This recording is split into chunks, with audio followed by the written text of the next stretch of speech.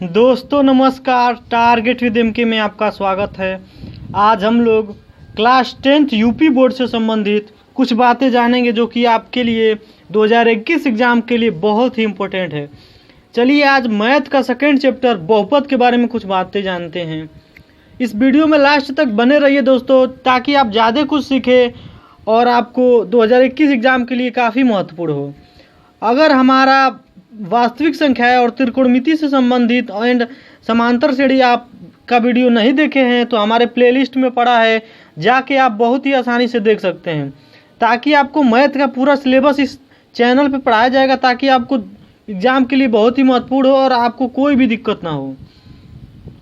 चलिए वीडियो में बने रहिए, वीडियो शुरू करते हैं। और वीडियो पसंद आए दोस्तों तो लाइक, चैनल को सब्सक्राइब और शेयर ज़रूर करें।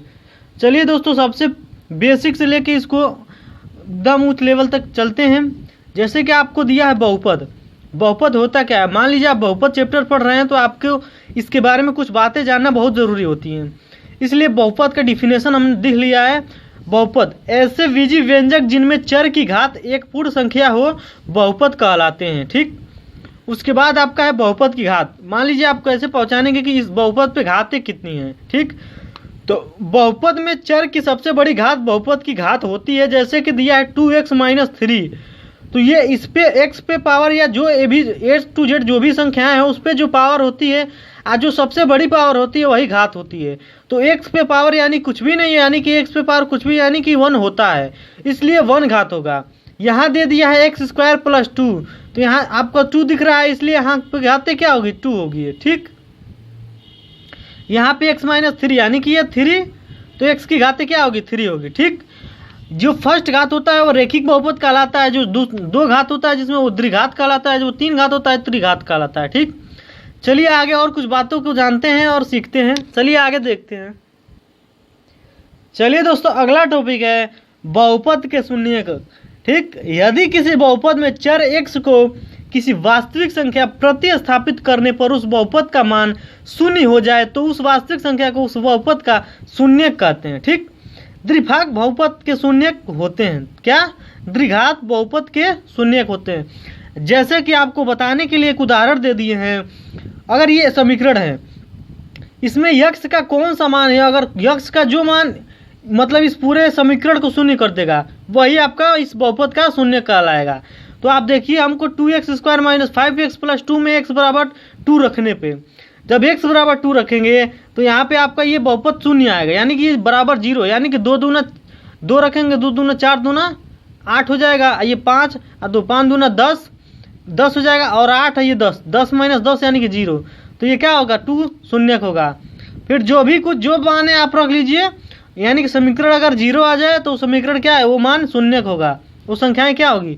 जैसे यहाँ 2 रखने पे ये, तो इसका आता है 2 इस बहुपद का शून्यक है, तो इसका शून्यक क्या? 2 हुआ। ठीक, चलिए और आगे बातें कुछ जानते हैं, उसको देखते हैं। जैसे आगे आपको यही दिखाते हैं कि रेखिक बहुपद के शून्यक। रेखिक बहुपद के शून्यक के बारे में आप थोड़ी बहुत जान लीजिए। दिया रेखिक बहुपद के शून्यक। ठीक, px = ax + b। ठीक, px का शून्यक होता है -b/a, यानी कि ये -b/a। ऐसे क्वेश्चन इस पे पूछे जाएंगे। ठीक है, तो इसलिए ये ध्यान रखिएगा कि -b/a होता है रेखिक बहुपद के शून्यक में। ठीक, चलिए आगे और कुछ बातें हैं उसको ध्यान देते हैं, उसके बाद क्वेश्चन आपको हल करेंगे तो काफ़ी ज़्यादा अच्छे से समझ में आएगा।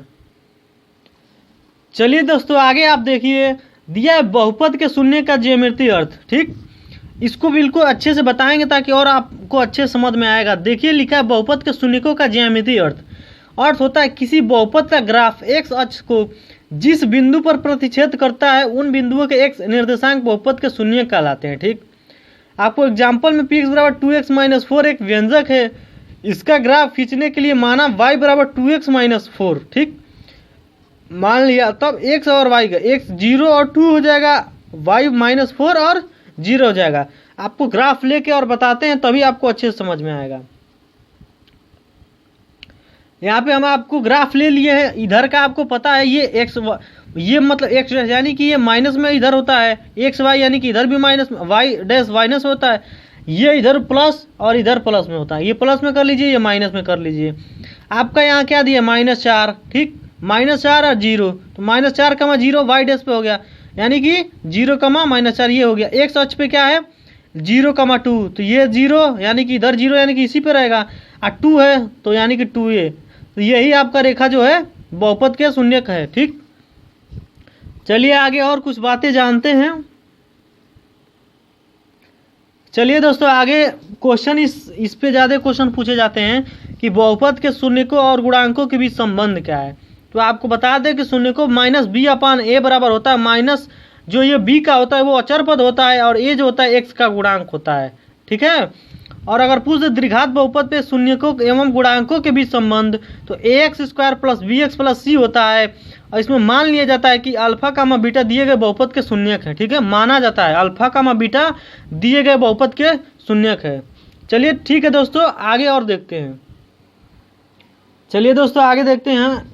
आगे था आपका शून्यकों का योग, अल्फा + बीटा बराबर होता है -b/a, और माइनस आपका पता है -b होता है -x का गुणांक, और जो ये a होता है वो x² का गुणांक होता है। ठीक, आगे दिया शून्यकों का गुणनफल, तो अल्फा × बीटा बराबर होता है c/a, या c जो होता है आपका अचर पद होता है, और a जो होता है आपका x² का गुणांक होता है। ठीक, यहाँ पे दिया द्विघात बहुपद के शून्यकों एवं गुणांकों के बीच संबंध, तो ये आपको एक समीकरण दे दिए है ax³ + bx² + cx + d। ठीक, अल्फा बीटा गामा आप ले लीजिए, और अल्फा + बीटा + गामा बराबर -b/a। ठीक, alpha × beta + beta × alpha + alpha × beta यानी कि गामा × अल्फा बराबर c/a, तो अल्फा बीटा गामा बराबर होता है -d/a। इसी के साथ आपको एक उदाहरण क्वेश्चन लेके आपको बताते हैं, तो आपको बहुत ही ज़्यादा अच्छे समझ में आएगा। चलिए दोस्तों आप देखिए क्वेश्चन आपके स्क्रीन पे दिख रहा होगा। इस क्वेश्चन के माध्यम से जो भी आपका डाउट्स था, इस क्वेश्चन में आपको सब डाउट्स क्लियर होने वाला है। चलिए आप देखिए, दिया है द्विघात बहुपद x² + 7x + 10 के शून्यक ज्ञात कीजिए, और शून्यकों तथा गुणनफलों के बीच के संबंध की सत्यता की जांच कीजिए। आगे आपको इससे पहले आपको बता दिए थे, इसलिए ये क्वेश्चन आपको बहुत ही इंपॉर्टेंट है और बहुत ही अच्छे से समझ में आने वाला है। बिल्कुल भी फिक्र रहिए, अच्छे समझ में आएगा। ठीक, यहाँ आपको दिया है x² + 7x + 10। ठीक, इसको हम हल करते हैं तो यहाँ से प्राप्त होगा x² + 5x + 2x + 10 बराबर 10। इसलिए 7x को ऐसे लिखने में कोई प्रॉब्लम तो है नहीं, 5x, क्योंकि इसको इसलिए लिखे हैं क्योंकि यहाँ से समीकरण हमको प्राप्त होगा। ठीक, x और 2 x का मान प्राप्त होगा। ठीक, एक प्लस में एक माइनस में या जो भी जैसे प्राप्त होगा। अब यहाँ से x कॉमन लीजिएगा तो आपका x आएगा x + 5, ठीक, +2 इधर रहेगा, उसके बाद फिर आएगा x + 5। ठीक, यहाँ इन दोनों को x कर लीजिए कोष्टक में, तो x + 2 कामा x + 5 ये है। ठीक, अब यहाँ से आप मान चाहिए तो निकाल लीजिए, आप मान निकालिए यहाँ पे, ताकि आप यहाँ से लिख दीजिए अच्छे से, ताकि अच्छे से एग्जामिनर को समझ में आए। आप लिख दीजिए x² + 7x + 10 का मान 0 है, मान 0 है। ठीक, जब x + 5 बराबर 0 या x + 2 बराबर 0। ठीक, अर्थात अब इसका मान निकाल लीजिए, अर्थात x का निकालिएगा तो -5 आएगा, या सेकेंड x का आएगा तो -2 आएगा, क्योंकि प्लस प्लस में है, तो अगर माइनस यहाँ रहता है तो x बराबर 2, यानी कि इधर करिएगा इधर आप तो आपका माइनस हो जाएगा, और x बराबर आपका -2 और एक आ जाएगा x बराबर -5। ठीक, अब आगे देखिए दोस्तों, आगे आपका हो गया x² + 7x + 10 के शून्यक, इसका शून्यक पूछा है ना, तो शून्यक आपको बताना पड़ेगा ना। इसका शून्यक क्या हो जाएगा -5, -2, क्योंकि आपका 2 निकला है इसलिए 2 दे दिया गया। अब इसका पूछा है गुणांकों, शून्यकों का तथा गुणांकों के बीच संबंध। ठीक, वो भी हो जाएगा दोस्तों, बिल्कुल बेफिक्र रहिए। ठीक, लिख लीजिए आप शून्यांकों का योग। ठीक, शून्यांकों का योग। ठीक, -5 + -2 बराबर -7। आपका चर के रूप में लिखिएगा तो -7/1 होता है। ये जो -x, ठीक, -x का ऊपर वाला गुणांक होता है और नीचे वाला आपका x² का होता है। ये हो गया x का गुणांक अब बटे x² का गुणांक, ठीक, x² का गुणांक। ध्यान रहे दोस्तों ये माइनस का होता है, इसको ना भूलिएगा, ठीक। अब शून्यकों के गुणनफल के बारे में बात कर दें, क्योंकि सब दिया है तो भाई उसका आप आसानी से निकाल लीजिए ताकि उसको भी कोई तकलीफ ना हो। और एग्जामिनर को जितने विस्तार में लिखिएगा उसको अच्छे से समझ में आएगा, वो उतना ही अच्छा नंबर देगा, ठीक। अगला स्टेप आपका था